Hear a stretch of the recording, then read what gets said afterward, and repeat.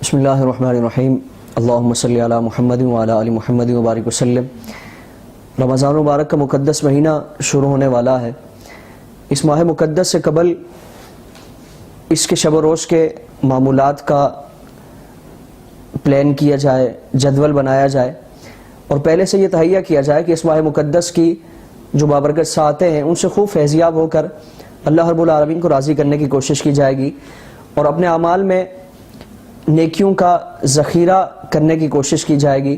اللہ رب العالمین کا زیادہ سے زیادہ قرب حاصل کرنے کی کوشش کی جائے گی اور کوئی بھی ہمارے معمولات میں ایسی خرابی نہ ہو کہ جو اس کے تقدس کو پامال کرنے والی ہے اور اس کی روحانیت کو ہم سے چھیننے والی ہو۔ آپ صلی اللہ علیہ وسلم باقاعدہ صحابہ اکرام کی تربیت فرماتے اور صحابہ اکرام کو اس ماہ مقدس کے لیے تیار کرواتے۔ 29 شعبان کو آپ صلی اللہ علیہ وسلم نے صحابہ اکرام کے سامنے ایک خطبہ ارشاد فرمایا اور آپ نے فرمایا کہ کیا تمہیں معلوم ہے کہ تم کس کا سامنا کرنے والے ہو، کس کا استقبال کرنے والے ہو اور کون تمہارا استقبال کرنے والا ہے؟ یہ جملہ 3 مرتبہ آپ صلی اللہ علیہ وسلم نے ارشاد فرمایا کہ تمہیں معلوم ہے کہ کون تمہارا استقبال کرنے والا ہے، کس کا تم استقبال کرنے والے ہو۔ صحابہ نے عرض کیا رسول اللہ کیا کوئی وحی نازل ہونے والی ہے؟ آپ صلی اللہ علیہ وسلم نے فرمایا کہ کوئی وحی نازل ہونے والی نہیں ہے، کوئی خاص وحی نازل ہونے والی نہیں ہے۔ پھر عرض کیا رسول اللہ کیا کسی غزوے کے لیے روانگی ہے؟ آپ صلی اللہ علیہ وسلم نے فرمایا کہ نہیں، کسی غزوے اور کسی جنگ کا معاملہ نہیں ہے۔ صحابہ اکرام کا تجسس جب بڑھتا گیا تو آپ صلی اللہ علیہ وسلم نے فرمایا کہ تم پر ایسا ماہ مقدس سایہ فگن ہونے والا ہے کہ جس کی پہلی رات میں اللہ رب العالمین کی طرف جتنے افراد رجوع کرنے والے ہوتے ہیں اور جتنے افراد بندگی کا تعلق، عبادت کا تعلق اللہ رب العالمین سے جوڑنے والے ہوتے ہیں، اللہ رب العالمین کی بارگاہ سے لو لگانے والے ہوتے ہیں، اللہ رب العالمین پہلی ہی رات میں ان تمام افراد کی مغفرت فرما دیتا ہے۔ یعنی یہ پہلی رات کا معاملہ ہے اور پھر فرمایا کہ اس کے بعد اللہ رب العالمین ہر رات میں افطار کے بعد اللہ رب العالمین ہر رات میں 60,000 افراد کی بلا حساب و کتاب مغفرت فرماتا ہے۔ پھر فرمایا کہ جب آخری رات اس ماہ مقدس کی آتی ہے تو پورے مہینے کی مجموعی تعداد کے برابر اللہ رب العالمین آخری شب میں گناہگاروں کی مغفرت فرماتا ہے۔ صحابہ نے عرض کیا رسول اللہ کیا یہ شب قدر ہے، یعنی جس میں پورے ماہ مقدس کی مجموعی تعداد کے برابر اللہ رب العالمین گناہگاروں کی مغفرت فرماتا ہے، تو کیا یہ شب قدر کا معاملہ ہے؟ آپ علیہ السلام نے فرمایا کہ شب قدر نہیں، یعنی شب قدر کی جو الطاف و عنایت کی بارشیں ہیں وہ الگ ہیں۔ آپ علیہ السلام نے پھر اس کو ایک مثال بیان فرمائی کہ تم دیکھتے ہو کہ جب کوئی مزدور اپنا کام کر لے تو آخر میں اس کام کی اجرت اسے دی جاتی ہے، تو فرمایا کہ اللہ رب العالمین کے نیک بندوں نے پورا ماہ مقدس روزے رکھے، نیک عبادات کی، تو اللہ رب العالمین آخر میں پورے مہینے کی مجموعی تعداد کے برابر تمام گناہگاروں کی مغفرت فرماتا ہے۔ پھر فرمایا کہ اس ماہ مقدس میں تم نفلی عبادت کرو، اللہ رب العالمین تمہیں فرض کے برابر ثواب عطا فرمائے گا۔ یعنی عام دنوں میں نفل کا جو ثواب، نفل کا جو عمل ہے، اس ماہ مقدس میں اگر وہی نفل کیا جائے گا، وہ نفل عبادت ادا کی جائے گی تو اللہ رب العالمین فرض کے برابر ثواب عطا فرماتا ہے۔ پھر فرمایا کہ اگر فرض ادا کرو گے اللہ رب العالمین 70 درجات اس کے بڑھ کر اس کا اجر عطا فرمائے گا۔ پھر فرمایا کہ اس ماہ مقدس میں اگر کوئی شخص کسی کو روزہ افطار کروائے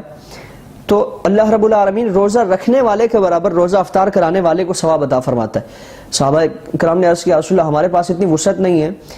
ہم میں سے کوئی شخص ایسا ہے کہ وہ نان شبینہ کا محتاج ہے اور اس کے پاس 2 وقت کی روزی روٹی نہیں ہے، وہ کسی کے لیے اتنا عالیشان اہتمام نہیں کر سکتا۔ صحابہ کرام کے خیال میں، ان کے ذہن میں یہ تھا کہ اس کا اجر اتنا وسیع ہے، اتنا عظیم الشان ہے، تو پھر شایان شان اہتمام کیا جانا چاہیے۔ آپ صلی اللہ علیہ وسلم نے فرمایا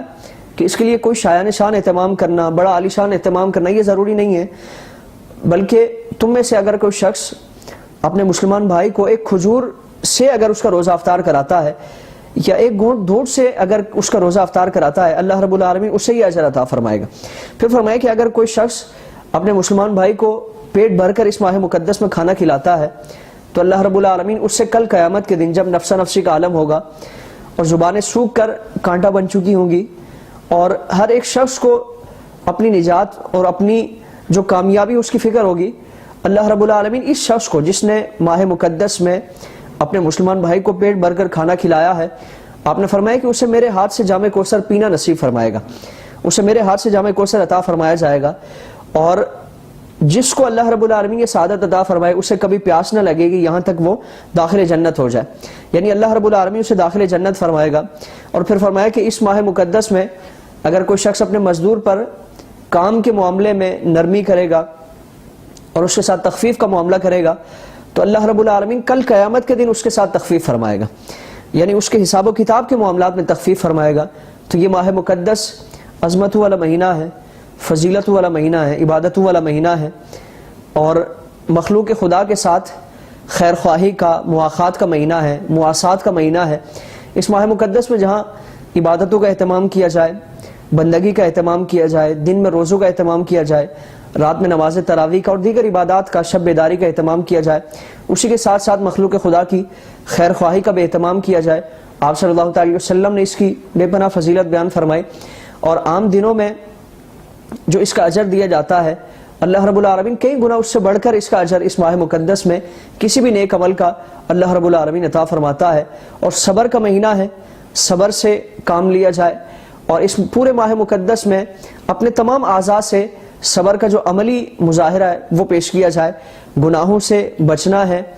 دوسرے افراد کو، اپنے سے جڑے ہوئے تمام افراد کو، چاہے وہ بازار میں ہوں، گھروں میں ہوں، یا ٹریفک میں اگر ہم کہیں پھنستے ہیں تو پھر ہم دوسروں کو دھمکیاں نہ دیتے پھریں کہ میں روزے سے ہوں، مجھے تنگ نہ کیا جائے، ورنہ میں یہ کر دوں گا، وہ کر دوں گا۔ یہ ماہ مقدس صبر کا درس دیتا ہے، صبر کو اپنایا جائے، اپنے سارے معاملات میں ہمیں صبر کا مظاہرہ کرنا ہے، عبادتوں کی کثرت کرنی ہے۔ اللہ رب العالمین اس ماہ مقدس کو شایان شان طریقے سے منانے کی توفیق عطا فرمائے، قرب الہی کو پانے کا